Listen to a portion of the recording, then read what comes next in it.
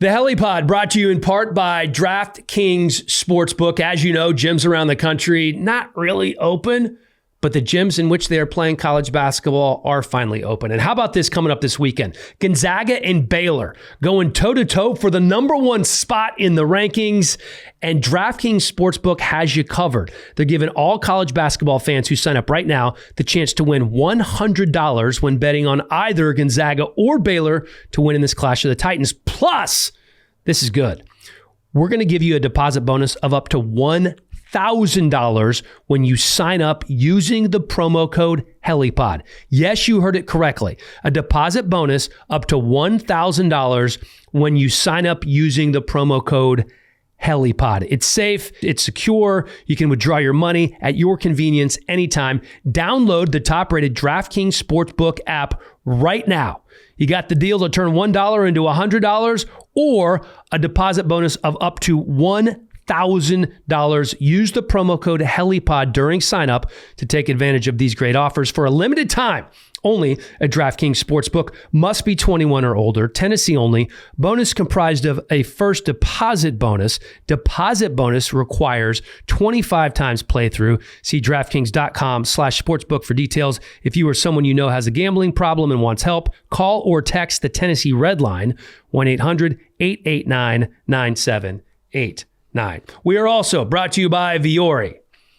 Make yourself happy. Make your friends happy. It's the most comfortable clothing on the planet. You can go work out. You can look good doing it. When we get on planes again, you can look good doing it. You can sleep in it. You can wear it for yoga.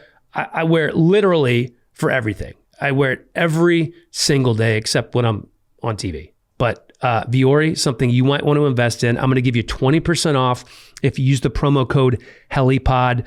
For the winter, as it gets colder, they have great sweatshirts, they have joggers, they have hoodies. I actually bought this kind of flannel shirt they have that's pretty cool, and this really awesome black and gray camo vest. VuoriClothing.com/Helliepod. That's VUORI clothing.com/Helliepod. 20% off today for your significant other, male or female. Go do it right now. Get their Christmas gifts out of the way. They're going to love it, I promise. And with that being said, it is time for the Helliepod with MJD, presented by Vuori.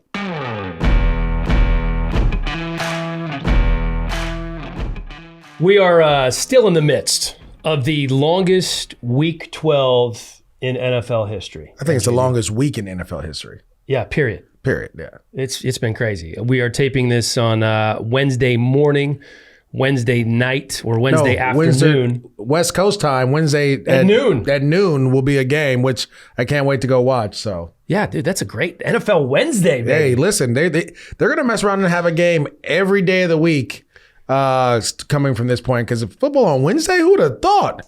Dude, Wednesday night football, baby. There's going to be a game on Friday for Christmas. So this is going to be, I think it's according to Elias, this is the first year ever that you're going to have an NFL game on every single day because there's going to be Saturday games. I think it's in week 15 or 16. Obviously Sunday, the Friday for Christmas. We know Thursday, Wednesday game. We've seen a Tuesday game. Yeah. Is that right? Yeah, first year ever. I don't know why they wouldn't do that, though. That to me, it just sounds awesome. It just sounds fun. I don't think you can oversaturate people with the NFL at this point, as we are in the latter stages of the season. That voice was Matthew Bubar, our crack researcher, producer here on the Helliepod. Hellie with MJD as always. And this was a crazy story to me.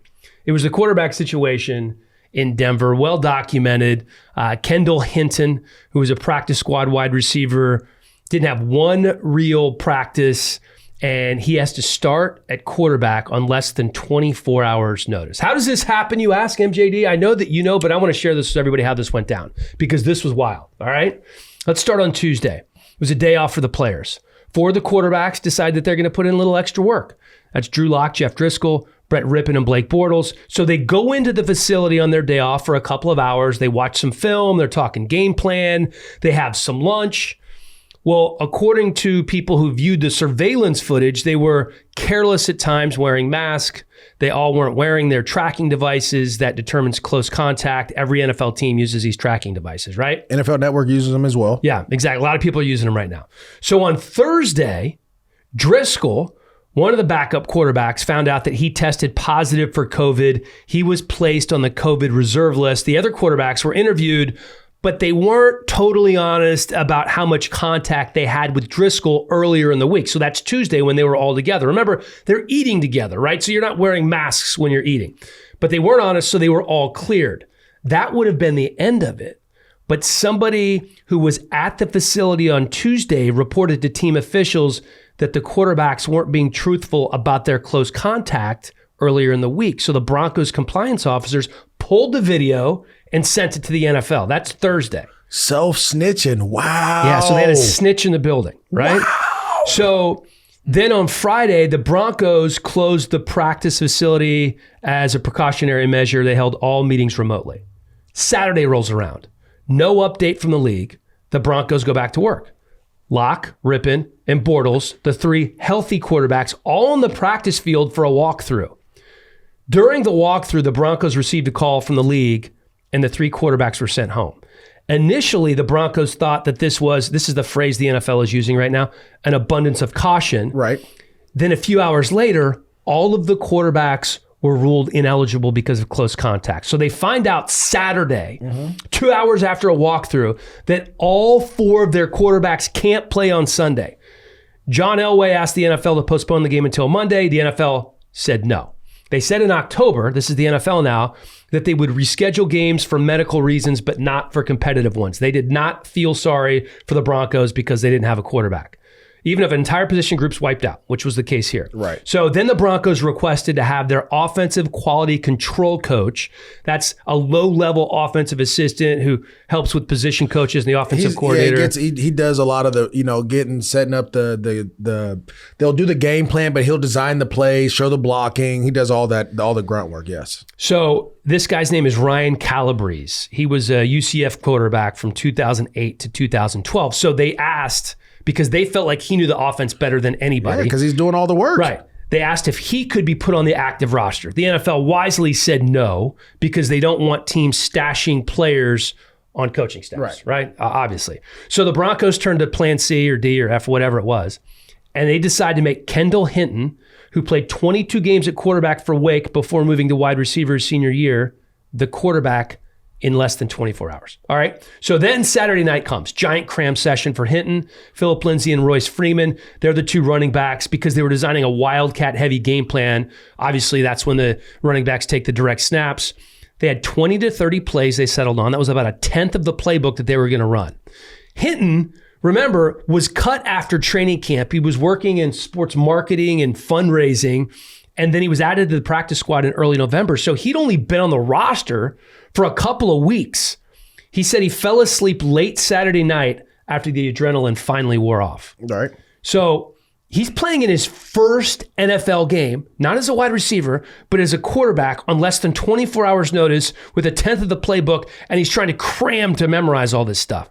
All right. So without a single practice, he takes the field on Sunday at 11:45. They went through some throwing drills. He was throwing to coaches and other assistants, took some shotgun snaps. Yeah. The game starts. He's on the sideline for the first 4 plays because they run the wildcat. He's watching all those direct snaps. The running backs gain 22 yards. Everybody's thinking, oh, this might work. Okay. Just rock it. So he finally gets in. His first pass was on 3rd and 3 incomplete. He completed one pass on the first possession of the second half. He also had a couple of interceptions in the game, and they lost big. This was crazy. He said the one thing I didn't even realize was there's timing in everything, right? As a quarterback in college, it helped, he said, maybe in the huddle in terms of calling plays. There was nothing else that helped because I didn't get to work on my timing on handoffs. I didn't get to work on my time. And he said the NFL is such a different beast. It is. Like all you guys say the same thing, like the speed of the game. And it was one crazy nugget that I want to put a button on this story with. Hinton has actually thrown a touchdown pass in a game at Wake Forest more recently than Taysom Hill has thrown a touchdown pass in a game. Taysom Hill, BYU 2016, Hinton 2017. Neither has thrown a touchdown. That's why it's the highest And paid that's position. why my next note is MJD. That's why quarterbacks are the highest paid position in football, because you can take a running back off the street. No, you can can't. take a wide receiver off the street in 24 hours notice. No, you can't. And they can be more productive than a quarterback on 24 hours notice. No way. 100%. Not even close. Yep. Now, first of all, we saw a quarterback on Monday night who had a whole year, 3-4 years to play quarterback and was making mistakes, probably worse than what we saw Hinton. And let me say this because I think people are getting mad at Drew Lock. Like, I'll say two things before I go there. Two. First one is, we knew at the beginning of the COVID season, the healthiest team with COVID was going to have the best opportunity to win games. Very similar to the strike-shortened season before you were born, when my former not before Redskins, I was born, but I was close. born. Yeah. I was born. Don't do that. Were you too? No. Okay. No, I was like 8. Anyways, COVID, you knew that. So like the Seattle Seahawks, who haven't, knock on wood, they haven't had a positive test or something like that. It was stated on Monday night. They have a great opportunity to win because guess what? Their best players always be there. Even though they've been banged up, their best players have been there. And so in this situation, I can't really fault Drew Lock and them for wanting to get extra study, and you're playing the New Orleans Saints, who have dominated almost every opponent the last 4 or 5 weeks. I get it. You got to be careful, but really at the end of the day, like, that's on Jeff Driscoll because he got this outside of it. Those dudes were all together trying to find a way to get a game plan to win a game. And by the way, you're eating. I just think put yourself in that situation. There's nobody in the building. You're where you are supposed to be in terms of your meeting room and then the cafeteria or whatever. And do you know how those meeting rooms are set up? I've seen them because I've been to the Rams facility a bunch of times. Spread out. Everything is 6 feet apart. Right. So you're watching tape 6 feet apart. You're eating in it's spread out. It's not like how we are, right? So, hey, it happens. Those things happen. And for, shame on the Broncos for putting that young man in that situation. You should have just went Wildcat the whole game. Well, here's the thing to me. Don't put him in that. And that's what they did. They actually, if you go back. They should have never put that man in the game. With the actual game log, Hinton didn't technically start at quarterback because they used a Wildcat. Right, because of the Wildcat. But he still was there starting quarterback. They should have never put him in the game, though. Here's what I don't understand. We've talked about this before, but you always should have one quarterback, a practice squad guy who is not with the team, like the Eagles did with McCown, right? Well, he's with the Texans. He's with the Texans, right? I just don't.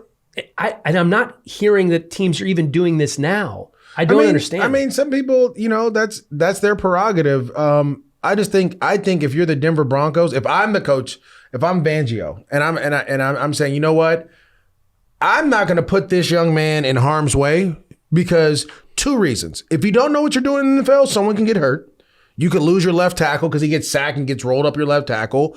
You can lose certain players. You can lose a receiver because he throws the ball not where he's supposed to be and he runs into a hit. So why would I put that guy? Well, that I think it's a different situation. A problem. No, it's not because I'm just saying because he is a wide receiver who is playing quarterback, who played quarterback before. So I think in their mind, if he was a traditional drop back quarterback, he was going to get destroyed. No. But if things break down, he would be able to create. No. That's what they were thinking going into it. But that's not a good thought process because guess what? He doesn't know the playbook. Right? You have to do a cram session. I'm not going to put you in that situation. 24 hours, not even 24 hours. I'm going to say, look, guys, the Carolina Panthers did this against Atlanta Falcons a couple years ago. Bucky Brooks, one of our scouts at the network, talked about this. We're just going to go Wildcat. And they used DeAngelo Williams and they used Deshaun Foster and they beat the Atlanta Falcons running Wildcat for a whole game pretty much. I want to say 3 quarters. I don't remember that. Wow. Yeah, it was a big time game. And so those are the type of things that's when coaching, that's when when you're and I'm not saying I understand Fangio because he's like, look, we don't have to be able to throw the ball. But that's why John Fox was such a great coach because he didn't panic when things went awry. He just was like, you know what? This is what we're going to do. And guess what, guys? We're going to execute this well. Our offensive line is going to go forward today. We're going to be the old Oklahoma Sooners of the 80s where they ran the wishbone. And we're just going to be downhill today. All right. We have 3 backs we could tote this ball with. All of them are going to touch the ball about 25 times. And we're going to see how this thing pans out. And our defense will get rested. And we'll just win running the ball and playing defense. We'll throw the ball 5 times, 6 times. I was part of a team. We beat the Tampa Bay Buccaneers in 2007. David Garrard gets hurt. We had Quinn Gray, who's our 3rd string quarterback. And they were a little nervous about Quinn. Quinn threw the ball 16 times. I think he had 6 or 7 completions. He threw a touchdown though. We ran the ball 50 some odd times in that game. It was 9-on-7. Literally, we had 5 backs come up. It was myself, Greg Jones, LeBrandon Tofield, Fred Taylor, Derek Wimbush or Alvin Pierman, one of the 2. And we just ran the ball. And we went into Tampa and we won 24-23, running the ball and playing defense. Well, I think that's when Sean Payton saw this situation, that's basically what he decided they were going to do with Taysom. They didn't throw it very much. Oh, well, yeah, Bucky, I've heard they're running the single wing T right now with them. Basically. Quinn Gray threw a touchdown that day. Yeah, so I say he threw one to Matt Jones. Yeah, Hinton did not. But Quinn Gray had played quarterback. That's true. All season. By the way, Taysom Hill and Hinton, same number of touchdown passes so far this season. Still zero. But you could.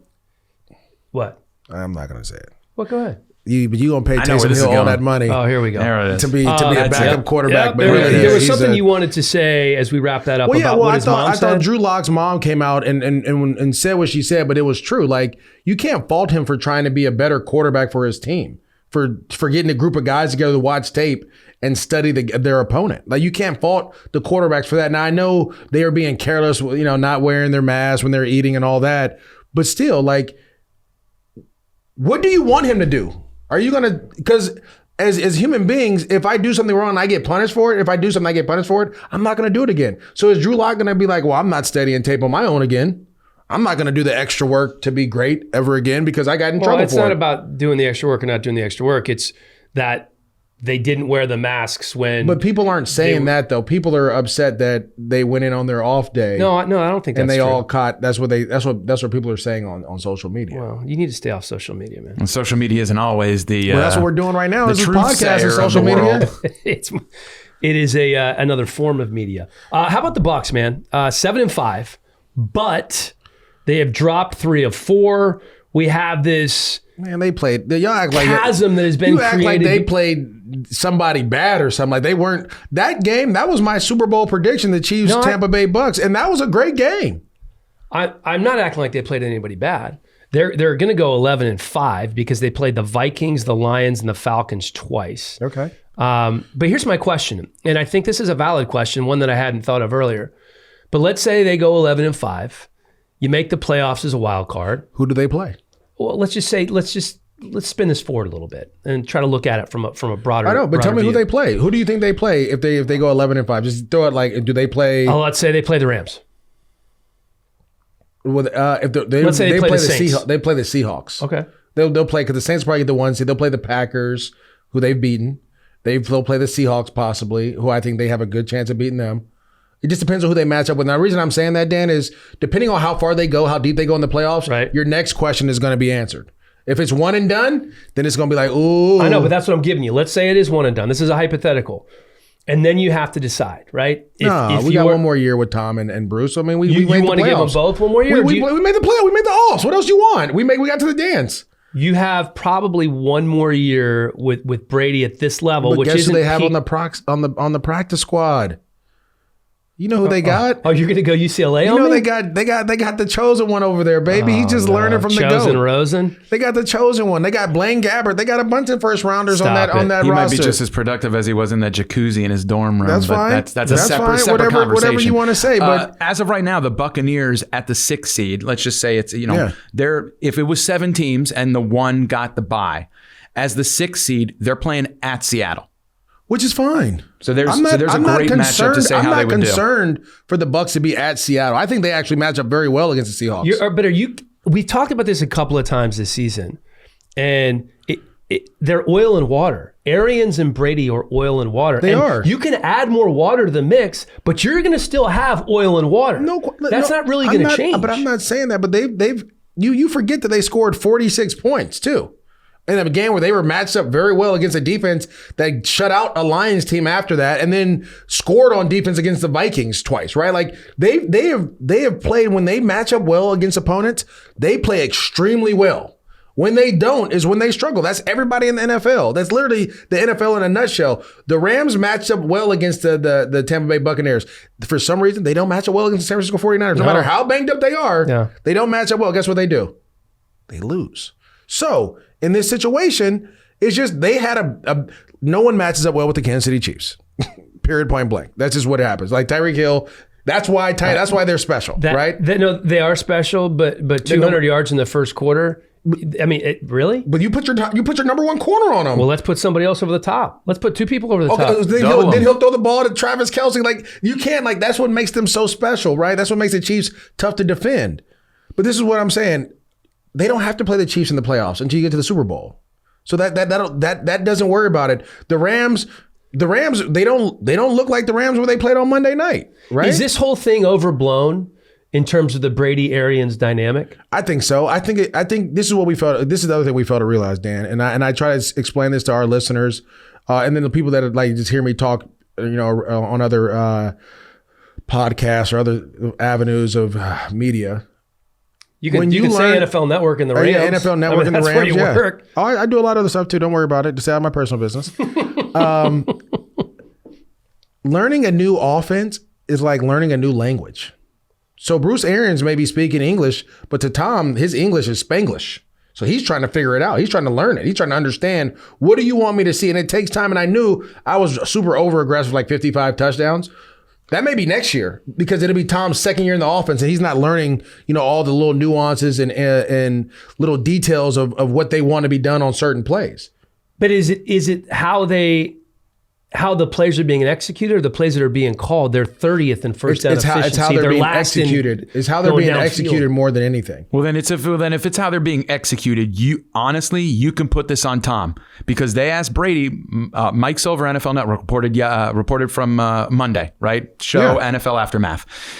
This is what he said. Bruce Arians communicated to him. He said Tom Brady picks all the plays now. He's talking about during the week, in the huddle, at the line. So even though Arians is at the helm, according to Arians, Brady is calling the plays. This is all Brady's decisions. When people say but he may pick the plays, but he doesn't pick when the plays are called, right? So they'll pick 60 plays they're going to run today. I picked plays when I was like, the coach would be like, Maurice, what runs do you like this week? Sure. Give me this one, and this one. Right. And then if they didn't work, I'd be like, man, y'all messed up. Now they're playing. But no, like it's the ones you feel comfortable about. You're supposed to do that. Now, when I talk about the execution, it's like against the Rams, Tom Brady and Mike Evans weren't seeing the field the same on read routes. Sometimes the route's supposed to be sat down. Other times you're supposed to go. If the quarterback and the receiver don't read it the right way, the quarterback will throw it the way he sees it, and the receiver will break the way he sees it, right? Those are easy interceptions. Those are the ones you see a ton of.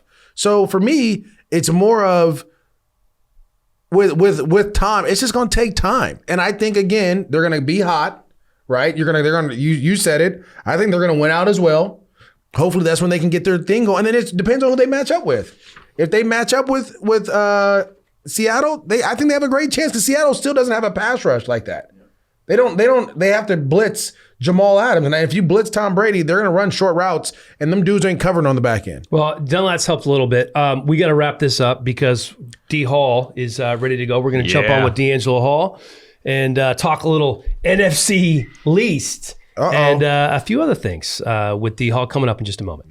Time for a quick timeout to tell you about a few of our sponsors. And we start with Greens Plus, a health food leader since 1989, known for creating the first ever blended green superfood powder and the first company to infuse that green superfood into a bar. The bars, powders, taste great. The most effective way to improve your immunity, detox your body, boost your energy, and get that nutritional insurance that your body deserves. All organic, gluten-free, available at Whole Foods, Amazon, or greensplus.com. I recommend going to greensplus.com because you get 20% off if you use the promo code Hellie.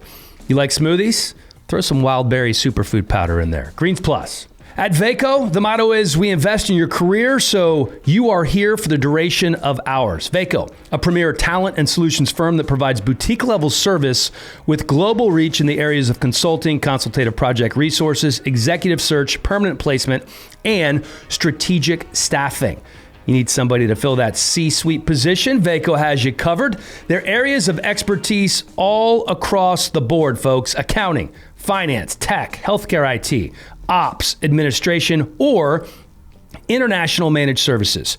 They were founded in 2002. One of the founding partners, my good buddy Brian Waller, a University of Tennessee alum. He did not like how things went this past weekend against Georgia, I can tell you that much. But Vaco's still growing. They serve over 40 markets across the globe, 1,000 employees, 5,000 consultants, and $750 million in revenue.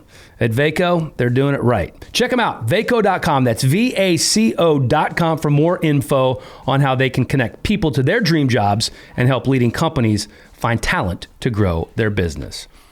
I'm not sure how long it's been. I think probably 3 months or so, but I tried this new product called True Niagen, and I think you should too. There's a trend, MJD, in the scientific community that surrounds the health of our cells. It affects all of us, from former athletes like you to the weekend warriors like myself. We have something in our cells called NAD, which supports our energy and our body's ability to repair itself all the way down to the cellular level. Well, it turns out that NAD declines as we age. It also declines when we overexercise or we don't sleep enough, and even when we're exposed to a virus. There is only one NAD booster that is backed by Nobel Prize-winning scientists, 10 published human studies, and regulatory approvals for safety, and that is True Niagen. Visit TrueNiagen.com to learn more. That's TruNiagen. I haven't been sick in 3 months since I've taken this stuff. It's good. As promised, our man D Hall back on the Helliepod for the second time. He was one of the early originals, man. Doesn't that seem like forever ago, bro? It does. It does. Where did you have me at, man? Manhattan Beach or something? Newport Beach? Yeah, Manhattan Beach at the 900 Club. MJD is now a new member. Hey, I keep telling you about keeping my personal business out of this podcast. Dope. I was about to throw a little plug out there. That place was amazing, though. We had the whole place to ourselves, but I can only imagine when that thing gets cracking, man. It looks very exclusive. My type of venue. Well, no you know it's going to be a minute before any place gets cracking in this climate we're in right now. But dude, let me ask you about your Washington football team. Lucky enough to be able to call their Lions game a couple of weeks ago for Fox, and I get off my production meeting call with Ron Rivera and Alex Smith, and I looked at Aqib Talib and I'm like, dude, these guys are the best story in football right now. It's unbelievable what they have overcome. Ron with the cancer treatments and Alex obviously with the broken leg and a near-death situation. You're there, you're calling their games every week. Have you kind of normalized that? Because I feel like they have, and to them it's not as big a deal as it should be. Yeah. You know what, Dan? I think you have to normalize it to a certain extent, right? We live in a production-based business. And so if you don't win games, if you aren't accurate with the football as a quarterback, you're not going to keep your job very long, no matter what your story is. And so, when you go back and you reflect, when Alex first took that snap and they decided, to make Alex the number 2 that week instead of Dwayne Haskins, and they, all the media kind of pushed it off very nonchalant. And I'm like, bro, you got to understand, now that Alex is the 2, he essentially is going to play at some point. If something happens, God forbid something happens, because me as a player, I always operated under the what if, because at the end of the day, even when coaches were putting in coverages, hey coach, what about this? Like, I understand we in a perfect situation for that play, but what if they run that bop, bop, bop? That's a beater. I don't like that.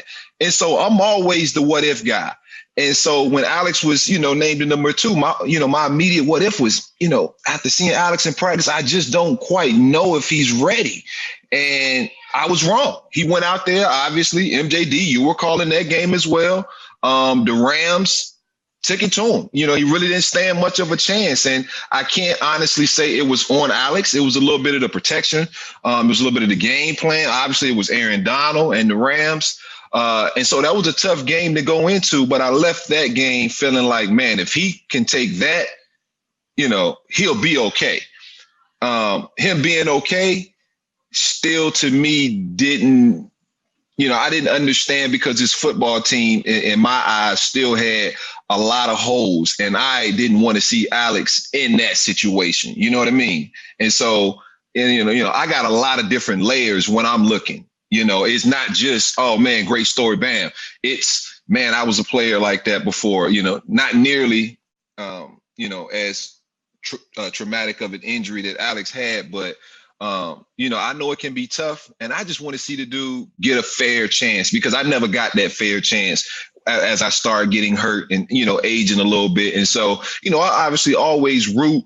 I'm always rooting for the older guys who I feel like can still help their team win. And so, yes, I do root for Alex, but at the same time, it's an uphill battle to climb with this offense, Well, D Hall, you were talking about how he was kind of being utilized in that Rams game. What have you seen from that point on till now, where I feel like they're utilizing their backs more, they're utilizing Logan Thomas or tight end more, and Alex Smith is just playing faster. Like, what do you, I guess, why is he playing faster? You know what? He's playing faster because they're getting the football out of his hands as quick as possible. This offensive line can't protect for long periods of time. So when Alex does get in 5-step drops, 7-step drops, we aren't able to run the football. So you don't have that helping you with the play action pass game off of that. But what Alex is doing, he's decisive in his decision making. Alex is being Alex. He's smart with the football to a certain extent. When he first got out there, you could see a little bit of the ring rust. He threw some interceptions that you can tell he was just trying to get the football out of his hands. Didn't want any parts of that rush. And so you still at times see that, when it's like gotta have it situations, third, Dan, you saw it in the Detroit game, third and whatever. Detroit, when they wanted to send pressure and get after him and make Alex get rid of that football, they were able to. That's what, to me, this offense needs to be able to, have some type of, cohesiveness, consistency. You got a great player like Terry McLaurin.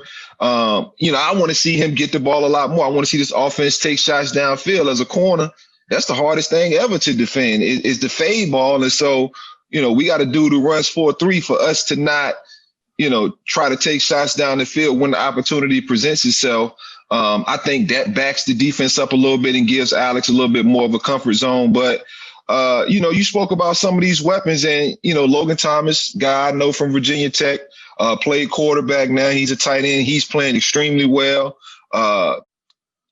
These two running backs, J.D. McKissick, Antonio Gibson, can't speak enough about the way those two guys, when they have the football in their hands, man, they're very similar, to guys like Christian McCaffrey, Alvin Kamara. You get them the football as fast as you can, and you just know they're going to make something positive happen. And so you've seen this offense, start to do that a little bit. But, as you get into the thick of things and you get to these, we got Pittsburgh coming up. Pittsburgh, they're not going to let you do what you do very well. And if it's getting the ball to those guys, in space in the flats, they're going to probably have some corners sitting out there hard and make you dice them up. And, I just want to see him put a little more on Alex's plate. We played the Bengals a couple weeks ago, and I saw Joe Burrow up on the line making all these checks. And I'm like, wow, Joe Burrow looks extremely comfortable.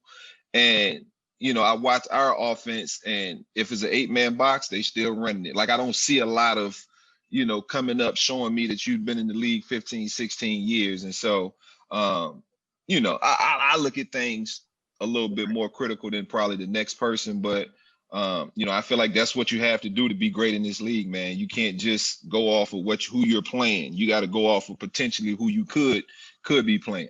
So when you looked at this team at the beginning of the season, I don't think anybody thought that they had a realistic chance to win the division. And right now, they're sitting right behind the first place team, right behind the Giants. And you look at them down the stretch, and look at this division. How do you see it shaking out? Because there isn't I don't know if there is a best team. I can't put my finger on who's the best team. I thought it was the Eagles for a while. Then I thought it was the Cowboys.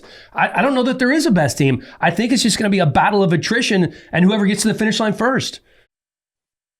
Yeah, I think you're absolutely right. When you sit there and think about it, just thinking about watching the Eagles play, for them to not have a first down, the first 5 drives, all 3 and outs, and still be in that ball game. And I regard Seattle as a really good football team.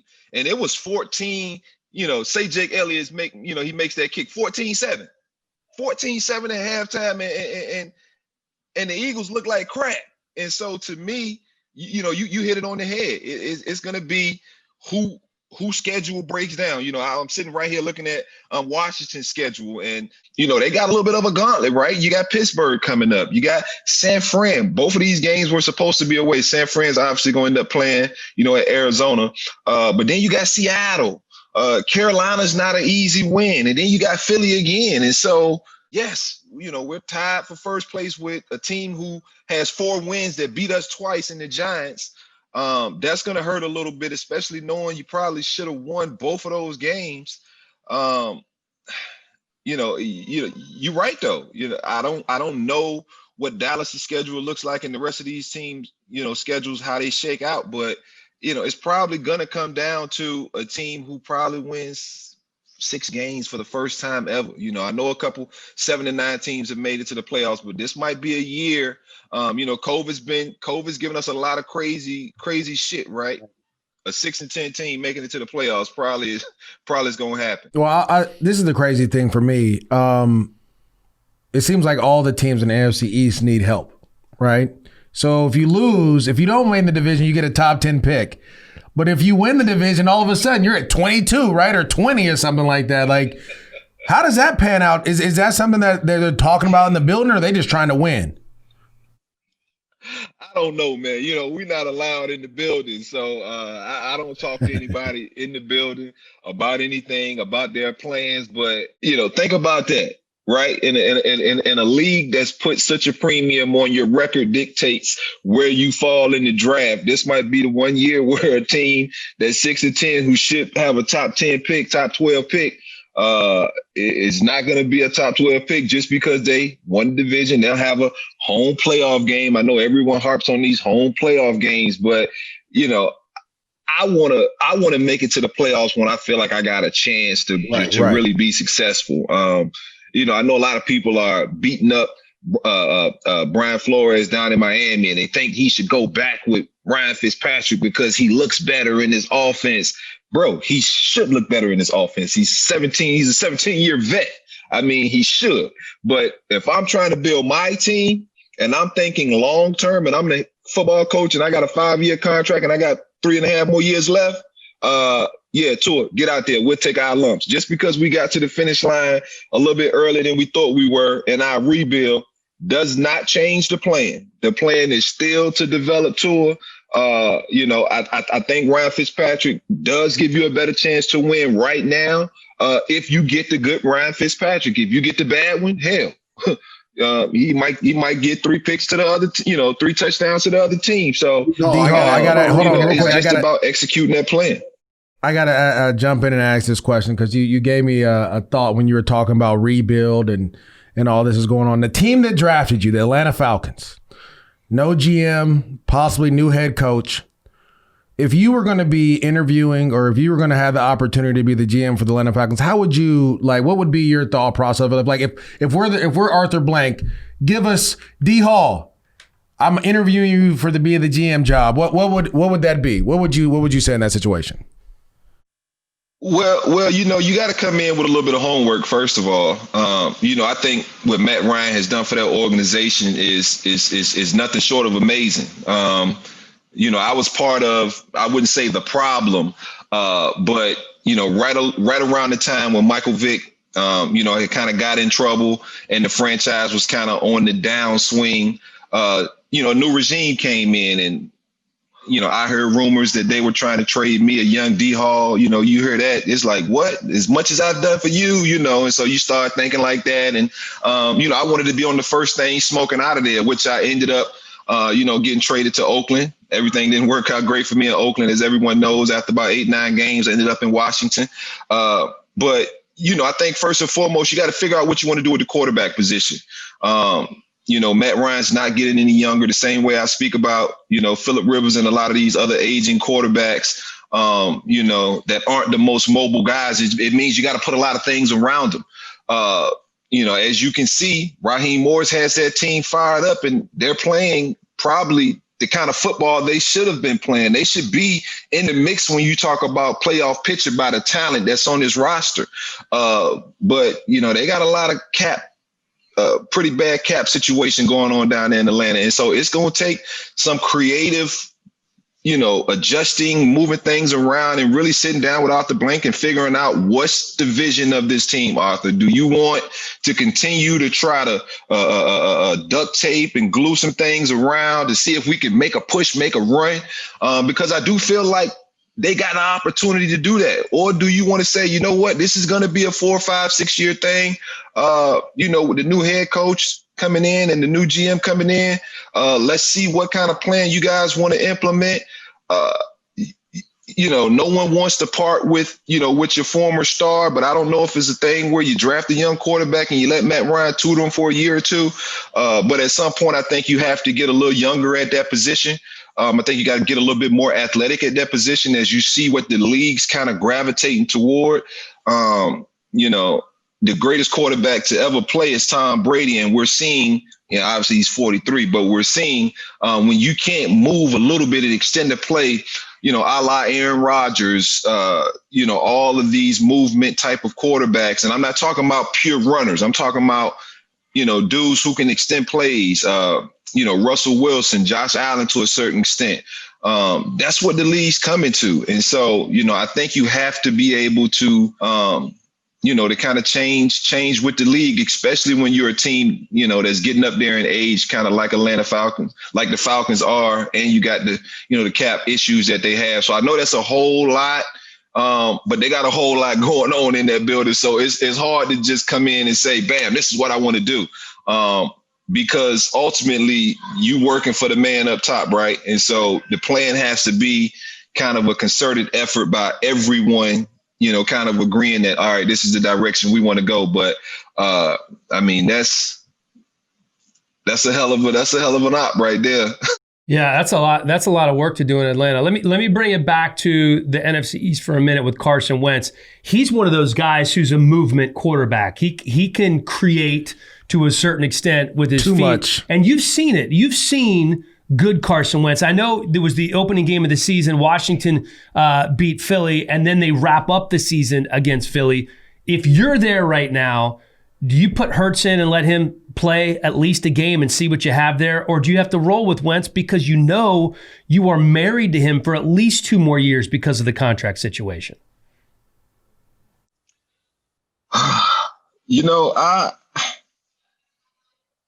I still believe Carson Wentz can play football. His decision-making of late has not been the best. It's sometimes you watch him and I'm scratching my head like, is this the same dude?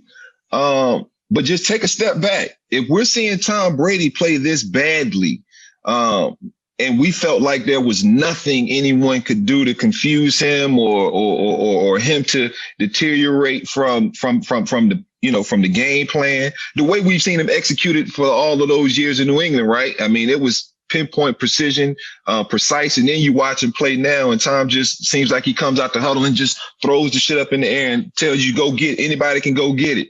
I've never got an interception from Tom Brady when I played against him. And what I see now is anybody who won't want Tom's throwing them. And so if he's having that kind of trouble, for Carson Wentz to have all of these things go wrong around him, to think he's not going to try to be a competitor like we know he is. And like MJD said, he's doing too much sometimes when he should take the sack. He wants to try to extend the play, and he's careless with the football. Pops out as a fumble. Instead of, you're wrapped up, instead of just going down, accepting the fact that they got me, let's play for next down. He's almost knees to the ground, not seeing where he's throwing the ball to the other side of the field, picked off. And so Carson has to play a whole lot better, but I don't think, I don't think Jalen Hurts is the answer. I like Jalen Hurts. I think he has a chance to be a really good player in this league. But I don't know if he's prepared either. And so to just throw him to the wolves, I think probably wouldn't be fair. I know Jalen would probably disagree with me. He's probably like, dude, I'm a competitor. I've been preparing. I'm ready to go out there. And every young player wants their opportunity to go out there. But I think as a coach, as an organization, you almost got to protect Jalen Hurts because he's going to want to go out there and compete. And I think he would do some things a little bit different. I think he'd probably run the ball a lot more. He's a more physical type of runner, than Carson Wentz could even imagine to be. But I do think Carson gives them a better chance. When I watch Carson play, I still see flashes, man. I competed against this dude on the field. I was joking with these guys the other day. Like I can remember playing corner, seeing Carson Wentz out there. And I mean, he was on the verge of being special. And then when I watch him now, it's almost like, what are you doing? It's like he's playing a different game. The game's supposed to slow down, and it looks like it's speeding up for him. I was going to say, for me, it just feels like, and you just let me know if you see this. It feels like ever since they won that Super Bowl, he has that pressure of trying to get back. Like he has to win. You know how quarterbacks, like in the fourth quarter, they will you to victory. Well, he's doing that in the first quarter. Like, I don't need you to will me in the first quarter, right? I just need you to keep this. Let's just get in rhythm. He's like trying to will you in the first and second quarter. That, though. I never thought about that. The pressure of trying to because you got to remember that year. I was playing that year. That was the year that Carson was having an MVP season, right? And got hurt. Hell, I read them all. I ended up giving my Super Bowl tickets away. My cousin's a huge Philly fan. And the whole time I'm like, bro, they're not going to make it. They're not going to make it. And they kept winning game after game. And I had promised them early in the season every year, bro, and if they make it, you got it. And I had ended up giving them to my age, and I felt so bad because that was the year they went. But you're right, man. I think it's just so much pressure that Carson, and it's really pressure he puts on himself, I'm sure. Probably the outside, the city probably puts a little pressure on him. But I never understood that, man, because even when you got somebody breathing down your back, if you fight that person off, you gotta know somebody else is gonna be coming. All you can do is worry about yourself. Prepare as hard as you can, execute the game plan or whatever your job is to the best of your ability. Because at the end of the day, somebody, in this league, somebody's always gonna be coming for you, man. There's always a younger, faster, smarter, cheaper person. Right. Well, they got a statue of Nick Foles that he has to walk past all the time, so I bet you that's a little bit of pressure too. Statue of Nick Foles. They do. You're almost sounding very GM-ish. I mean, there's going to be like 5, 6, 7, 8 jobs open. Are we going to see D Hall in the front office next year or what? Then I will be a GM at some point. I gotta give shouts out to Troy Vincent and Rod Graves with the Fritz Pollard Alliance. They've been kind of taking me under their wing for the past months, because I do at some point want to be a GM. I want to be an exec. I want to be in the front office. I've always kind of loved the building up a team part of football. Even when I was in the locker room, I spent so much time in our scouts offices, in our GM's office, Bruce Allen's office, Doug Williams, all of these guys, just to kind of pick their brains to see, obviously every great player wants a little bit of input on who they want around them. So I was always going in there trying to get other great players, other pass rushers, other areas of need I felt like our team needed and our locker room needed. And so, it's something that I definitely want to do. When the opportunity presents itself, I'll take my shot. For right now, he's working at the NFL Network and doing color analysis for the Washington football team with my friends Bram Weinstein and Julie Donaldson. D Hall, we kept you longer than I said we would. I appreciate the time, my friend. Say hi to everybody for me. No problem, man. I could go another 30 minutes, man. I'm having a blast. So you're the man, brother. Good talking to you. We'll have to get him back on. We'll have to get you back on. We'll get you back on later down the road. Yeah, let me know. Hold on. When you become that GM, the Helliepod with MJD got to be the first interview then. You got it. All right. See? That's all I see. There you go. Yeah, locked it in. My dog. There's no doubt in my mind that D Hall is going to be in the front office in the next 2 years. No question. I think it's so funny. The NFL is unlike any other league. If you look at MLB, the managers, for the most part, are all ex-players. The NBA, their GMs, their head coaches are all ex-players. The NFL, for some reason, it's like it's forbidden to have a player be a head coach or a GM. And it's like, don't you think a guy that was in the building, that's been around players, that understands the game, like I'd have this conversation every year with Tony Baselli whenever we draft a guy first round or we draft a kid and they'd be a lot of hype for him. I could tell the first day of OTAs if he was good or not. First day? First day. No pads? No, I could tell you right then and there if he was good or not. Just by the way he moved around. By the way he moved around, by the way he carried himself, by the way he understood what we were trying to do as a team. You knew right away. I mean, when I came in, I remember coming in the league And Kennedy Polo, who's the running back coach now for the Minnesota Vikings, was like, listen, they're going to judge you off the first practice. And I was like, what do you mean the first? He's like, from the first practice to your last practice, they're going to judge you. You better go out there and ball like it's a game every time. And that's what it was. And so if everyone has that understanding and you go out there and you're making mistakes and you're not looking good, like, he ain't ready for the bright lights then. If you can't make it in OTAs, it's going to be tough. And so I never understood that. When all the successful ones, the Baltimore Ravens, their GM was a former player. Ozzie Newsome, sure. Ton of success, right? John Lynch with the Niners. He knows talent. He understands. He's seen it. He's played on Super Bowl teams. He knows what a DN is supposed to look like, right? He knows what a D tackle is supposed to look like. He played behind Warren Sapp and Simeon Rice. He knows what a linebacker is supposed to look like. Derek Brooks, like he knows. Not all former players who have been GMs have done well. Matt Millen, former player, great player, did not do well. Yeah. Martin Mayhew, good player, not a great GM. But they were good. They were good. He was a good GM with Detroit. He was nice in Detroit. He's actually in San Fran right now. Martin Mayhew was okay. I guess it was primarily I'm associating him with Matt Millen, guilt by association. But also it's sometimes, isn't there like a curse on the Detroit Lions too? I don't know if we're supposed to get into that right now.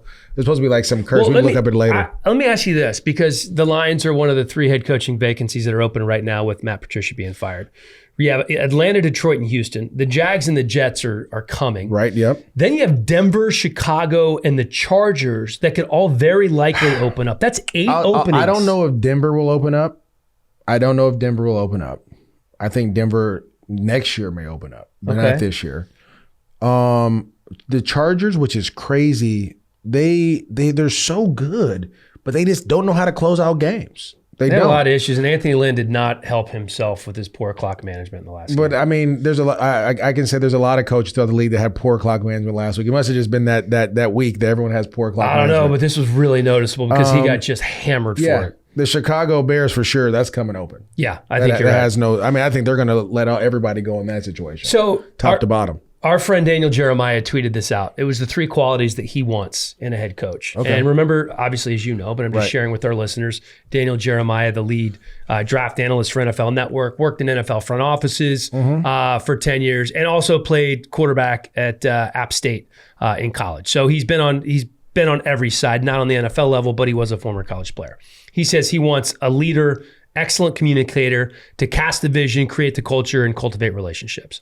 Number 2, he wants a teacher to prioritize details and development. Number 3, he wants authentic, honest, reliable, dependable. So the one thing I would say that he didn't put in there that should be number 1 is relatable.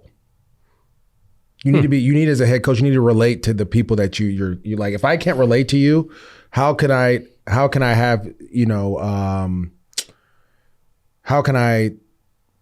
if I don't understand where you come from, how can I trust you? How can we connect? Right? That's one of the in any business. And Dan, to be honest with you, the reason I did this podcast was because I relate. Like we have a good time. Like we're relatable. There's things, even though you grew up on one side of the country, I grew up on the other, and obviously I'm pretty and you're not. It's there's things that we relate to that makes this podcast worthwhile. The leader, for first thing with communicator is brutally honest. Be brutally honest with me. Don't be be honest with me as a player. Tell me what you need me to do. And if I can't do it, find someone else who can. Right? That is as honest as you can be in the NFL. If you can do that, you'll survive. Why is it so hard for some coaches to be honest? Because this is interesting that you brought up honesty. Because Jim Trotter had a great article.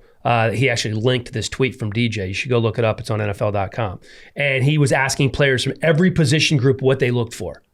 The one thing that every single player said was honesty. Yeah, because I don't know what you're saying. I don't know what you're saying behind closed doors. In this business, the NFL, it's a what is it? Watch your own back or take care of yourself. Whatever the saying is, I forget what it was at the time.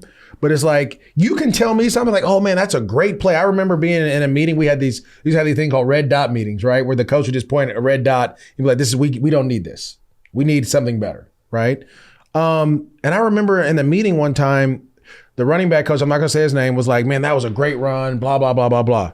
We get in the red dot meeting, and all of a sudden on that same exact play, the dot's on me, and they're like, we need more than this. And I'm like, bro, like, they just told me it was a great you run. just told me it was a good run. Like, what are you talking about? Like, what are we doing? And so now I can't trust you because now I know you are saying something completely different behind in those meetings with coaches and personnel people than you are in our meeting room. So when I tell you, if you tell me if it's bad, the only way I can fix something if I know it's bad. Right. Period. Can't get better if you don't know. I don't know. And so these coaches come in, they'll be like, and this is because again, I've coached in high school and I've coached in little league. I never coached at college or the pros, but I know a bunch of coaches. I'm friends with a bunch of coaches. And the one thing I always tell them is just tell the player, this is what I need you to do. If he can't do it, there's no one's fault that he can't do it. It's just God didn't give him the ability to do it the way you want it to be done.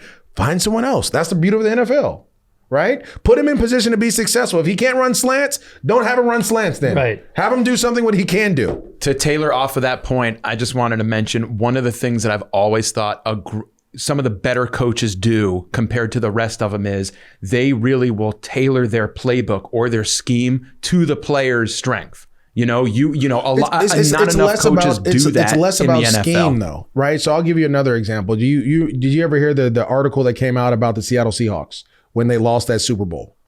Remember to the Patriots, and Richard Sherman and all them were so upset. Mm-hmm.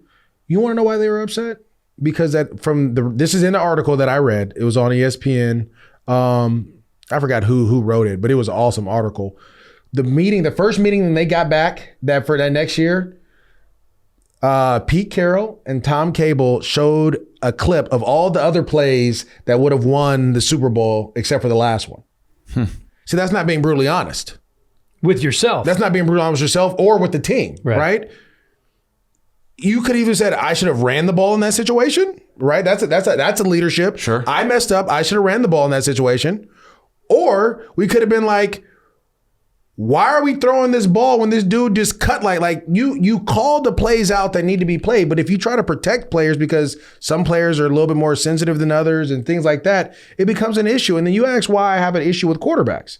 It's because they're not coached the same way as other players on the team. If a quarterback has a bad day, 9 out of 10 times, they're not going to say he just played horrible or he played like really bad. They're going to be like, oh, it was other guys around. It was a team effort. It was a team issue. We lost as a team. No, bro. I balled out, actually. I graded out high. You feel me? I actually graded out at 98. So I know I did my job, right?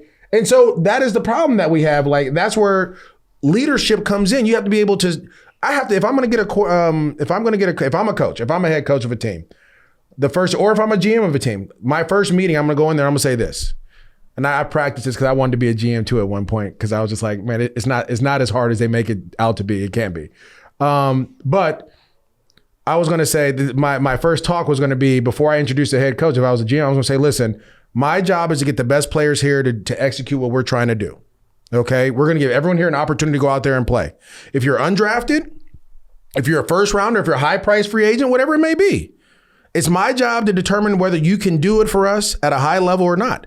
If you can, awesome. I don't have a problem paying you. You have to be exceptional for me to pay you though. I'm talking about, I want guys, defense, we're turning the ball over, we're flying around. I'm giving you expectation of what I'm looking for as a GM. Offensively, the same thing. If you can't do it, I'm going to find someone else. If you can do it and I can't pay you, I will trade you so you can get paid. It's really that simple. It's not that hard, but I'm telling you what I'm expecting so that you know going forward. And then I expect my head coaches to do the same thing. Then I expect his assistant coaches to do the same thing in the meeting rooms. So the communication is not about just communicating, like just talking to each other. It's about making sure they understand what is expected of them constantly. And then being honest with them when they don't do it. And being honest with the group, because we're all adults here, right? Being honest with the group. Division and all that football stuff, football is never going to change. It's going to be the same thing. Everybody runs the same plays. Everyone does the same thing. They just call it something different. That's whatever. Teacher, very important. There's not enough teachers in our game. And I truly believe that. There's not enough people. If I could teach you how to play football, Dan, I wouldn't let me say this. The college game has taken away the teaching because the spread offense, they don't teach anything. They just run plays. They no huddle. We're just going to run as fast as we can. We're going to make mistakes fast and we'll fail fast. But that's not the NFL. That's why so many guys are struggling now. But the biggest thing is honesty and setting expectation. Those are the two biggest things you can do. When it comes to the football side, teaching, yes, but you have to tell these guys what you want from them. Who is the best coach that you had in your career? I mean, everybody knows it. It's Eric Bieniemy, but I'm going to tell you why it was Eric Bieniemy. I was 17. This is at UCLA. UCLA, my freshman year. Story time is awesome. As a Trojan fan, I hated this. It's my freshman year, right? And I leave home. First of all, Eric Bieniemy, Carl Royal, come to my house. We're going to take care of your son, Mom. We're going to do all this. So I leave early. Was there a bag full of cash? No money over here. We were poor. Public school. No. Yeah, we don't do that. The other school does though. Says the USC kid Bubar. Yeah, the other school does it. But, Public versus private. But this is the thing. I get there July 5th. All right, so I'm there July 5th. Bieniemy gives me a playbook July 6th. He tells me he expects me to know all the formations in the playbook by July 10th. Or was that Monday or something? So I'm like, all right, cool. I'm 18 years old, man. I'm in LA. No parents. I don't have my mom. I'm wild. We're out every night. My boys, we're all doing but I don't study. So he calls us in the meeting room. He puts me and my boy on the board. There's three of us. He puts us all on the board. How old is Bieniemy at this time? So he had wrapped up his NFL career and just started coaching. He'd been coaching for like 3 or 4 years, maybe a little bit longer. He was at Colorado first, and then so he's probably pretty close to your age now. I think he's like 35, 36. Okay, right. So I get on the board. He goes, draw up flank right. So I'm like, I know it's a slot. So because I tried to cram study, so I'm like, all right, slot, and I messed up one thing, and then he goes, all right, that's decent. Like okay, and he goes, okay, that was good. Like all right, cool. So I'm like, whew, I got that one down. So then he goes to my other homeboy and he goes, hey man, draw up, flex, whatever. Then my boy goes up and he messes up. And then my other boy goes up and then he messes up. He goes, Maurice, fix it. And I don't know what the hell I'm doing, right? So I'm just like, so then I do something completely wrong and he mother F's us the whole time. And he sat us down and he cussed us out, right? And he was like, I didn't ask you to cure the world of cancer or hunger. I didn't ask you to do it. I asked you to study these formations. There's only 20 of them. He was like, and you couldn't do that. You couldn't take one weekend off and just study these formations. He's like, football doesn't mean that much to you. And he was, blatantly honest with us about it. And he was like, get out. He kicked you out of the meeting room? Kicked us out, right? So now I'm shook because I'm like, what happened? And you're just an 18-year-old kid. Yeah, I'm like, what happened? Like, I don't know what's going on. That whole next 2 weeks, he didn't talk to us. He didn't do anything. We would work out. He wouldn't even look at us. We're all freshmen. He was talking to everybody else. But that talk showed me how important football was, right? Because if I wanted to play, I needed to know everything. I needed to know what everyone was doing because he made it that way. He was blatantly honest. Like, if I give you something and you can't study the very beginning of this book, like we didn't know where to line up in the huddle. We didn't know any of that stuff, right? So you got to remember, like, he's just coming down on us. And at 18, I'm like, bro, this dude's an a-hole. Like, this is ridiculous, right? You don't have to talk to me like this. But he was blatantly honest. And you know what? For the rest of my career at UCLA, I broke a ton of records. But I knew if I messed up, guess what? I was going to get the honest truth about why I messed up.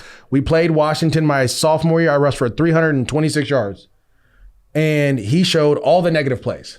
After a 300-yard game? Awesome. And a win. And he was like, you should have broke the record here because of this, and that. But he was blatantly honest, and I knew what the expectation was. It was perfection. And so the reason I always go to bat for him all the time was because not only did he do that with me, Adrian Peterson had his best years when Bieniemy was coaching him. Jamal Charles had his best years when Bieniemy was coaching him. He's continued to have consistent play. Now, all of a sudden, Patrick Mahomes, his first year as an OC, when people didn't think Bieniemy was calling plays, he was actually calling the plays. Mahomes throws for 50 touchdowns. The next year, he wins the Super Bowl with a play caller that expects perfection. And you know what he expects. And as a head coach, that's what you want. If I'm a defensive guy, I want to know what the expectation is that I need to uphold. I need to go out there and play with every week. I don't want it to be like a roller coaster, like, oh, we won, so the expectation's not that high this week, right? If you listen to what Mike Tomlin says, what does Mike Tomlin say? He goes, we expect to play perfect. Even though we know we can't, the expectation is to play perfect. And our record represents that.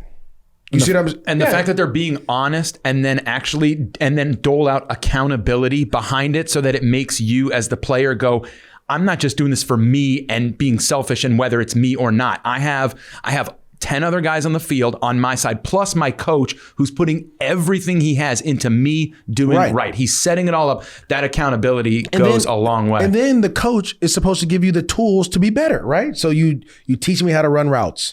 You're the drills that we're doing, the film study that we're doing, all the little things, the workouts that we're doing. Everything is working towards us to be right. So the strength coach understands there's an expectation here. Right. So he's putting you through workouts to help you reach that expectation. That is what that's as simple as it can get. Now, there's different ways of doing it. There's the nice guy like Jim Caldwell, who's not going to yell at you, or Tony Dungy, but he sets the expectation and either you respect it or you don't. And how they move is very similar. Or you have the guys, there's yellers, right? There's the Bill Belichick, who's going to coach you everybody hard from the quarterback down, right? And he's going to expect. Success is that way. It's very simple. Andy Reid, he may not be he's not going to yell and raise his voice, but you know what the expectation is because he sets it every day. And it doesn't matter win, lose, or draw. And so when you talk about people of leadership and things, show me a record of you. Let me interview a guy that you might have coached or that has been in your room, not last year or the year before, but down the back, and tell me if you were a leader, if you held people accountable and you don't worry about feelings because people are going to get your feelings hurt at all, but we're adults. But like you have to go out there and hold everyone accountable, man. And if you don't do that, it's not going to work. Now, this is the other part to it though, because when you get to the NFL, it's a business. It's different in college. No one's getting paid. Well, at least some of us weren't getting paid. But when you get to the NFL, that's where the GM part comes in because you can't overpay someone. Because once in the locker room is such a unique dynamic of individuals, once someone gets paid a lot of money, they immediately become to the top of the totem pole. We all look at him like, hey, they just paid such and such a bunch of money. I need to be like him. We got to make sure it's the right guy that you're paying the money to. You have to make sure it's the right guy because if you pay the wrong guy, it'll destroy your locker room. I was a part of a locker room like that where we had 2 or 3 guys in the locker room that needed to get paid. And they didn't pay him. Instead, they paid 2 other guys outside the locker room. And those 2 guys didn't come in and perform the way they were supposed to. Broke our team up. Simple. And that's why I tell people all the time, you have to make sure when you go outside of your locker room that the guy that you're paying is the right guy. That he comes in and he works hard as hell. That he comes in. I'll give you a great example. The Jaguars, I wasn't there. The Jaguars paid a dude from the Dolphins, Jared, he went to Penn State. He was a D-end. Jared Odrick, I think. Yep. You know what I'm talking about? Yeah. Jared Odrick comes in, right? They gave him a bundle. That was when they were paying I didn't remember him having a big deal. They paid him a lot of money. Go look it up. They paid him a boatload of money. He came in and he didn't fit in that locker room for whatever reason was. He didn't fit. And the system didn't really fit what he was going to do. So he couldn't perform. And then all of a sudden, the dudes that were supposed to get paid in that locker room were like, how are you paying this dude? Right. Right? Like he's out here looking stank. And it wasn't his fault. It wasn't a good fit for him. The Jaguars cut him. He posts a video saying, thank you. He's at a beach. I'm so happy to be out. Like it just became a toxic environment. How much did they pay him? Did you see? I did. He got a guaranteed, according to our friends at Spot Track, he got a total guaranteed amount of $22.5 million guaranteed on a 5-year, $42.5 million deal. He got $17 million guaranteed at signing. He had his best season in Jacksonville was 5.5 sacks. Exactly. Yeah. You see what I'm saying? He played 2 years. It doesn't match. He didn't see all that though in Jacksonville. They cut him early. They cut him only after 2 seasons. But when it doesn't match, your locker room splits. So you have to be careful when you pay these dudes because it's not necessarily what they did that year. It's how they work, who they are as a person. Are they going to come in? Are they going to fit what you're trying to do as a coach? Are they going to be held accountable? Are they going to hold people accountable? Right? So when I got my deal, I remember this like it was yesterday. My agent, Disa Bakari, represents a lot of people as a sports entertainment group. Give him a shout. He's out of D.C. D.C.? Yeah, he's right there off of U Street. And they're in Georgetown. Georgetown. Yeah. Matt Cuesta. Yeah. Anyways, when I got paid, you know what the first thing he told me? It wasn't congratulations. None of that. He was like, the expectation has risen. Now that you've been paid X amount of dollars, which I'm going to my money. don't care if they don't have anyone on the roster. You need to perform and you need to produce at a level higher than what you were doing before this. Period. This is your agent. This is my agent telling me this before I even signed the contract. And so in my mind, I'm like, this ain't nothing. Like, all right, all good, right? But I didn't know that until the very end of my deal when I didn't perform well. They let me go. They were like, look, your deal's up. We're not going to re-sign you. You didn't perform the way you would. But they didn't talk about how all the other things that were going on. We had 3 different GMs at the time, 2 owners, 4 head coaches, right? They didn't talk about none of that because none of that mattered. It was about me personally as a player performing. And so I say all that to say this. If you're going to get a head coach and a GM, it is important, it's imperative that they're honest with their players, that they're brutally honest with their players, and that they hold everyone accountable. You got to hold the chef accountable. If the eggs aren't where you're supposed to cook them, then you got to hold them accountable. Like, that's how it has to be. Because everyone has expectations. And it's funny, but it's the truth. Because if the whole building understands the expectations, guess what? Yeah, it's gonna weed everyone out. That's a good point.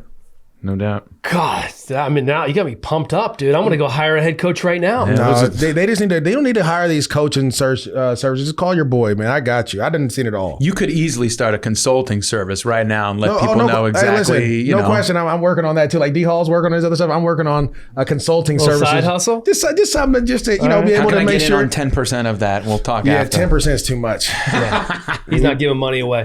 You ready to do some game picks? Because I'm doing this for free. No, you're not. Me? No, you're not. No, I'm not. Get a lot of great gear. Hold on. I'm not. You're right. Because Dan got me. Viore. Oh. Yeah. Free plug. There it is. There it is. All right, here we go, buddy. As promised, time to pick some games. We are both 3-2 in this never-ending Week 12. The Baltimore-Pittsburgh game getting ready to kick off here shortly, and we both picked wisely. We both picked Pittsburgh. So we're tied at 3-2 for the week. We're tied at 43-28. That's a great record as a head coach. I can tell you that much right now. But let me tell you this. We're not going to be tied after this week. We're not. So go ahead. All right. Saints 9-2 at Falcons 4-7. The Saints are 7-0 without Drew Brees since last season as their starter. That's crazy. I'm going to tell you why. Because early in the year, I did a thing on the most talented team in the NFL. And when you look at the Saints roster from top to bottom, they are by far the most talented team. Far? It's not even close. I'm talking about depth. From each defense, offense, they have depth all around. And those dudes pick up their play like they did last year when Teddy Bridgewater was a quarterback. They pick up their play and they play lights out. Go ahead. All right, that's fair. The Falcons pummeled. I mean, just crushed the Raiders 43-6. It's the worst loss for Las Vegas in more than 5 years. They do that though. I mean, the Raiders have Derek Carr and the Raiders have that type of game. I won't say last year they had it against the Jets where they're heavy favorites to go in and they just get beat up. It happens. That happens on certain teams. All right. Every team has a stinker. 5 turnovers, 4 by Derek Carr. But since Dan Quinn's been fired, Raheem Morris has the Dirty Birds rolling. They're 4-2. They split with the Saints last year, and they're going to do it again this year, my friend. Falcons are 4-7 with a plus 14-point differential. You know what that means? Yeah. It means they're a lot better than their record. Yeah. They are going to pull off the upset. They're 3-point dogs. They're going to win outright at home. So you're telling me they're going to go down to the Dome where there's going to be fans in that place and they're going to win. Falcons are going to win, dude. Yeah, I'm going to disagree with that. I'm going to go with New Orleans Saints. What I do love about the Saints and what I love about Sean Payton, he adapts to his players. He's not running the same offense that he was running with Drew Brees with Taysom Hill. He's not doing none of that. Well, he can't. But he doesn't. Some coaches force that to happen. He doesn't. He moves. They run the ball. He does a lot of great things. And then their defense is playing lights out right now. And that defense, you saw what they did to Matt Ryan the last time they played with Taysom Hill. They had 8 sacks. They got after Demario Davis is just playing lights out right now. Exactly. So I'm going to go ahead and go with the Saints on that one. Go ahead and... Game in Atlanta, by the way. Game is in Atlanta, just so you know. Is it in Atlanta? Yeah, it is in Atlanta. That's even better. Yeah. All right. I'm sorry. I'm sorry. It's even better than Atlanta. So there's a little, when you have a little @ sign. I wasn't looking at that. Falcons. I don't trust you. You should. I relate to you, but I don't trust you. Well, clearly I can't be your head coach then. Yeah. Okay. Lions 4-7 at the Bears 5-6. This is just 2 crappy teams. Matt Patricia obviously fired. Thank God. I just can't get out of my head though that they were shut out by a team that started a former. I can't believe he got an extra game after that. Yeah, that's crazy. That's what I can't believe, but that's neither here nor there. So, interim head coach Darrell Bevell says he just wants the guys to go back to having fun. That's easy to say, but let's not forget Bevell's the same guy that's been calling plays for the team. That same team that was shut out 2 weeks ago. Yeah, right. Exactly. The Bears have sucked. They're averaging 19.6 points per game. Is Nick Foles They've back? They've lost 5 in a row. We don't know for sure yet whether it's going to be Foles or Trubisky. I'll be honest with you. I've changed my mind here. I was going to pick the Lions to pull off the upset because I thought they were going to have some juice with the coaching change. I don't think there's juice in that organization right now. Desmond Trufant, rather, not playing again. He's on IR. He's their best DB right now. He's the most experienced DB. I'm just not feeling it. I'm not really feeling it for the Bears. I'm not gonna lie. I was actually excited when I saw the Lions highlighted. I was like, oh yeah, I'm gonna get them on this one. Yeah, I changed it. I'm going Bears 21-17. Well, this other thing too, when you look at them historically, they just play better. They play well. The Bears play well against the Lions. Mitchell Trubisky has good games. They beat the Lions with Chase Daniels at one time. Like, they're just they just play better against them. They rallied from 23 down the first game of the season. So with Trubisky at quarterback. Yeah, so I'm going to go ahead and go with the Bears in that situation as well. I hate that we're on the same wavelength here, but, it tends to happen. Browns 8-3 at Titans 8-3. The Browns haven't been 8-3 since they returned to the league in 1999. Isn't that wild? So 21 years. I'm going to tell you this. This is the funniest thing. Like, the way your schedule is set up, it helps out a lot because the Browns are undefeated versus teams that have records under 500, but then they're over versus teams that have records over 500. So that gives you kind of where they are right now. They're like middle of the pack. They're good. By the way, there's something to be said for beating teams that you're supposed to beat, right? I mean, they struggled in Jacksonville. But they beat them. They've won it. That happens. Like you said, every team has a stinker. You have a game that you barely win that you should have won by a lot, right? Look, without all the talking, I love both teams, and I'm going to tell you why I love them. I love both teams because they run the ball. They run first. They do what they're supposed to do. They help their quarterback out. Now, the reason I'm going to pick the Tennessee Titans is because Derrick Henry always rushes for 1,000 yards after Thanksgiving, and this is another game where he's going to do it. As much as I love my boy Larry Ogunjobi, who's a D tackle for the Cleveland Browns, is my dog. I love you, Larry. Ball out. UNC Charlotte, I think, is where he went to school. Yeah, he is. It's my dog. But listen, the problem is Derrick Henry's a different beast. And where's this game? I didn't even. Is it at? It's in Tennessee. It's in Tennessee. Yeah, that's a tough travel for them. You go to Jacksonville, then you gotta go home, and then go back, and it's snowing. Look, and as much as I love plane flight, dude. As much as I love Nick Chubb, the way he's running, all those things, I'm just gonna go with the Tennessee Titans. They just have more juice, I think, offensively than the Cleveland Browns. Yeah, and you know what else? They also have a massive advantage at quarterback. I feel like I don't think Kevin Stefanski trusts Baker. They're still trying to hide him. Did you see the one where the guy was wide open, what we call in the neighborhood, butt naked, and he just overthrew him? Instead of getting the touchdown, they had to settle for a field goal. You know what's crazy? I still don't That is bananas to me. I really don't know exactly the formula for the new QBR system that ESPN uses, but he had like a top 5 QBR last week, and Baker was not good last week. Nope. I keep telling people. I don't get that. Stats, numbers will lie to you. You have to watch the tape. For a long time, Blake Bortles would throw for 300 yards and 3 touchdowns in games. The QBR was supposed to fix that. It's supposed to be the new and improved passer rating, and it did not do that in this particular instance. No, you have to watch tape. If you watch the tape, you'll see throws that you don't need. I keep telling people this. I don't like quarterbacks that can play really, really good and then play really, really bad. Give me the guys that are even kill. Give me the guys that are going to be consistent. Mahomes is just consistent way up here right now. Aaron Rodgers, they're consistent, but they're way up here. I'll take consistency at a B level over a guy that can give me an A sometimes and then a C or D. You don't want that big roller coaster ride with your quarterback. I'm taking the Titans too, obviously. I think their defense is coming around. It's getting better. They haven't allowed a team to score more than 26 in their last 6 games. Yeah. I do worry a little bit about the loss of Jaylen Brown. I think he's a very underrated linebacker, Long Beach Poly kid too, I believe. Very good. Yeah. But I'm going Titans 27-21, defense getting better. They're just a better football team right now. I agree. I agree with you there. Colts 7-2 at Texans. Man, they missed DeForest Buckner against the Titans last week, didn't they? I mean, Derrick Henry just torched him. And here's the thing. Texans don't have anything close to Derrick Henry. The Texans don't have anything, period, but Deshaun Watson right now. Well, and especially with the suspensions. Will Fuller and Bradley Roby suspended because of PEDs. Kenny still released. It's their best wide receiver, their top cornerback, Randall Cobb on IR. So they're not throwing to anybody besides Brandon Cooks. Fantasy alert. Fantasy alert. Brandon Cooks. If you got him, you better play him because he's going to catch him. QT has like 9 catches this year. I know. It's just he's the only other option there for them. You're right. Unless they use their tight ends more, unless they use Akins and Fells. Yeah, they may, but it's still volume. Yeah. And then Duke Johnson out of the backfield as well. But, you have it right, man. The Colts, they're going to bounce back and they'll be fine. Yeah, say that again. You have it right. The Colts. Right, good job. I'm going there. By the way, that score I like 30-21. Rams 7-4, Falcons 6-5. I'm fascinated by this game because this is a huge game for both teams. At the Cardinals. The Cardinals are 1-3. I know where this one is. 1-3 since the bye week. And keep in mind, it would be 0-4 if that Hail Mary to beat the Bills had failed, which it probably should have. Thank God for D-Hop. And Kyler has been really reluctant to run since he hurt his shoulder week 11 against Seattle. And this is a terrible matchup, as you know, oh my God, against the Rams defense. No, it's not. The Rams, so this is the thing. And we talk about matchups a lot. The Rams match up well against the Seattle Seahawks. They match up well against the Arizona Cardinals. They don't match up well against the San Francisco 49ers for some reason. This has been a matchup that McVay has been able to take advantage of all the time. Every time he's 6-0 against them. And it's partly because they refuse to better their offensive line. Aaron Donald gets immediate pressure all the time. Now you have other guys like Leonard Floyd.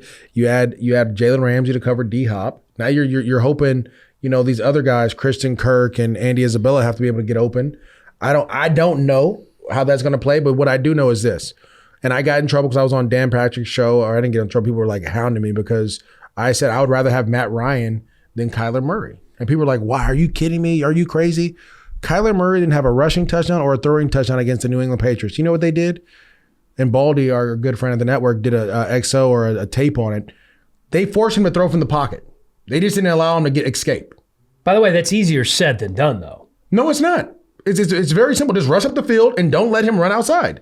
And literally, that's what they didn't rush to sack him. They rushed to keep him in the pocket. To contain him. Yeah, the same thing you do with Russell Wilson, right? So now you have an identical carbon copy of Russell Wilson down in Arizona. And the Rams have had a ton of success against Russell Wilson doing this. So I say all that saying defensively, the Rams have a great advantage there. Offensively, the Rams just have to get back on track. I don't know how they do it. The Cardinals are going to blitz a ton. They're going to send all type of pressure. Goff has struggled with pressure, so we'll see if he can answer that question again. But I believe this. The Rams just match up well against them, no matter who the coach has been or what's going on, and I like the Rams in this one.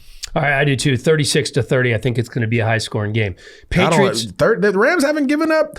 I don't think the Rams have given up anything close to 30 in the last couple of weeks. Where do you get 30 from? Because I think it's going to be 30. Oh my! Dude. It's going to be a high-scoring game. I think Kyler Murray. I think he's going to start running again because he knows. And in order to make that offense successful, Kingsbury knows that Kyler has to run the ball. It's easy to say, "Hey, we're going to contain him in the pocket," right? Oh yeah, let's let this. Not everybody does their job on every play. Okay, we'll see. All right, we will. Write the scores down too, Bubar, because when I'm they score 30 they're not points on the score Rams, 30 points. All right, that's fair.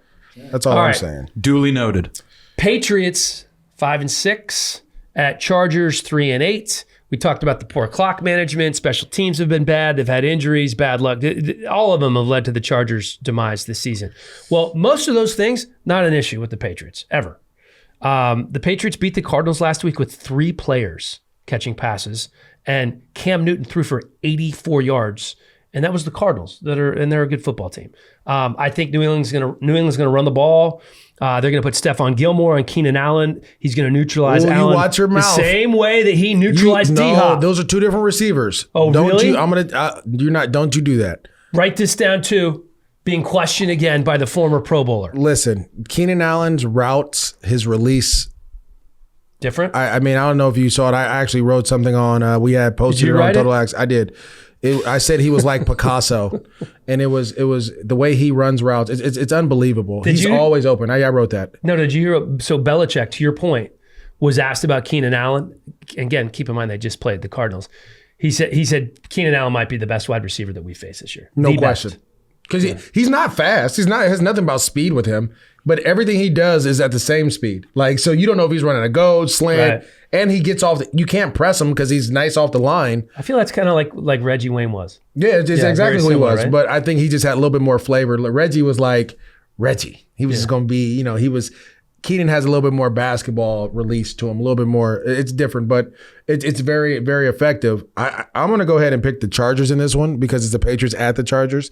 I don't think you can win a game throwing the ball 84 yards. And that tells me that the Patriots have an issue with their receiving core.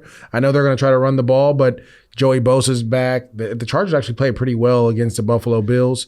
I just think when they're in LA, there's just too much firepower for the Chargers. They play way better at home than they do on the road. Herbert's going to have a big day. All right. So we have 2 different picks so far. This is the bonus game because we only got 5 in this past week, right? Because of the Ravens Steelers. Oh, yeah. I like this one. All right. Bonus game. Bills at San Francisco in Glendale.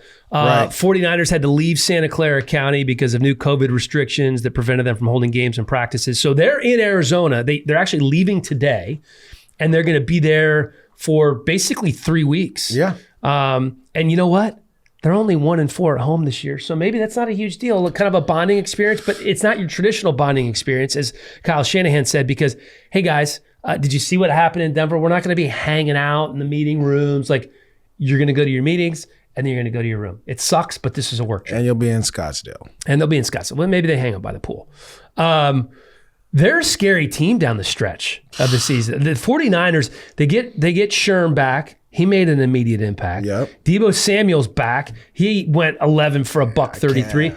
He's probably the most important skill player on offense, not named whose name doesn't rhyme with Skittle. No question. I think Deebo Samuel. It's funny calling that game last week. It was like he's a running back that plays receiver. Yeah. Like they just get him the ball any way they can, and he just he's strong, powerful, big. But the other thing is this: they have their backs. They're getting their backs back, and they want to run the ball. And the Buffalo Bills have given up a ton of yardage on the ground. They gave up a ton of yardage to Austin Eckler and this Chargers, and obviously Joshua Kelly. Go Bruins. I'm going to go with Buffalo in this game because I just believe Stephon Diggs is a monster, and they're going to utilize him a little bit different. Cole Beasley is playing lights out, and Josh Allen. But it wouldn't surprise me if the Niners pull this one off because their defense is playing much better. And their offense is, even with Nick Mullins, they're efficient. And that is scary. Yeah. Well, this is the reason I'm going to agree with you as much as I wanted to pick. You're going to take the Bills? I'll take the Niners then. As much as I wanted to take San Francisco. They've struggled a little bit with mobile quarterbacks. They've lost to the Cardinals and the Eagles and the Seahawks, and all those guys can move. They did beat the Patriots, obviously, with beat Cam. The monkey breaks off the Patriots, boy. Ooh. I just there's been a lot going on for the 49ers this week, and they're just getting settled in. It's like they're home away from home. I'm gonna take Bills the are a good football team. Oh, you're changing it? Yeah, that's why I say. Are you seriously changing it? I'm gonna change it. The bonus game on the fly. On the fly. I'm gonna go with the Niners. Because to me, I think too many people are gonna take the Bills, and that's when you get in those type of games. Because it's funny because it's like, it's just Nick Mullins. We'll get after him. He can make 2 or 3 throws a game that can keep a drive going, and that's all they need to kick a field goal, and then their defense is going to come out. You know what Josh Allen can do to keep a drive going? We'll run over somebody. Listen, I'll say this, and I grew up a Raiders fan, and all my buddies are Niners fans, so I never try to talk positive about it every time I'm on like any media thing. Fred Warner is the truth. I don't see anyone running over Fred Warner, and he flies around, and they prepare, and he's been the only healthy guy on this roster all season. So Fred Warner is a dude that I'm like, oh boy. I would say this too. We always talk about the coach of the year candidates. Kyle Shanahan. They make the playoffs. He's done it. Yeah, you should lock it up. And if he makes the playoffs, I'm terrified because Kittle will be back and Garoppolo will be back. And that ain't nothing nice to run with. Shanahan just said he's expressing some outside optimism that they'll be back before the end of the regular season. I mean, you look at their record of 5-6 right now, right? And in the NFC, right now they're the 10th seed, right? But you're telling me they're not going to leapfrog Chicago and Minnesota before it's all said and done, and they would have to catch Arizona, which holds the final playoff spot. Right. Possible. Could be possible. Very possible. Good show today, my friend. Yeah, it was a great show. I love the insight into what makes a great head coach, and I think that your guy Bieniemy's obviously going to get a job. I mean, there's just too much. This is the thing. There's too much heat behind it right now. 2 years in a row, he should have had a job, and I think he's going to have his pick. You hope he gets the pick of the litter. But then you have teams like the Jets who hire Adam Gase over him. Yeah, right. You know what I would say as a friend to Bieniemy? Don't go to the Jets. Oh no! I would listen. We talk weekly, and he's expressed some of the things, his thing, and it's my job to go out and do some research for him. Similar to how I'm doing for this podcast for free, because that's my guy though. Free. Got some good digs because of this. But I want to make sure that I give him the best advice so he can make an educated decision on where he wants to go. Right. Can I ask you this before we wrap it up? Would you ever go be his running backs coach somewhere? I'm too smart for that. Why would I go and do that? It's a lot of work. No, it's not a lot of work. What do you mean it's not a lot of work? It's not a lot of work. It's like Dan. Listen, I enjoy doing TV. I enjoy talking about. You enjoy your life right now. No, it's not even my life. I enjoy talking about all 32 teams. I enjoy that. I enjoy doing podcasts with you and doing different things. If I were to become a coach, I am singularly focused on one team a week. Right. I am singularly focused on. I don't get to look at scouting all the players at the combine. I don't get to do that. I have to look at just running backs or just whatever position I'm doing, right? Or if I'm the OC, then I have to be, it's not what I want to do right now. So I've reached out to him about it. I've been offered running back jobs and offensive jobs and scouting jobs, but it's not what I want to do. I love TV. I love doing this. Plenty of time, man. You got plenty of time to do that down the road if you so desire. Yeah, I don't think I'll do that. I told you, when this is all said and done, you find me in the south of France. Not even for Bieniemy? Not even for Eric? That's my dog. I love EB. I love him. I love him to death. I'll be a consultant. Yeah, okay. one of the two best nicknames ever given by Chris Berman, by the way. Yeah. Sleeping with Bieniemy. Sleeping with Bieniemy. And number one in my heart, Ben Technicolor Dream Coates. Ben Coates. That's good. That's good. That's a good one. I miss the olden days when those nicknames were really good. Love those. So I'll be a consultant, EB. All right. Catch me in the south of France. Let's send this to Eric right now. Oh, I'll text him. He already knows. All right. Thanks, buddy. No problem, bro. Great show, guys. Have a good week. You guys too. Enjoy it.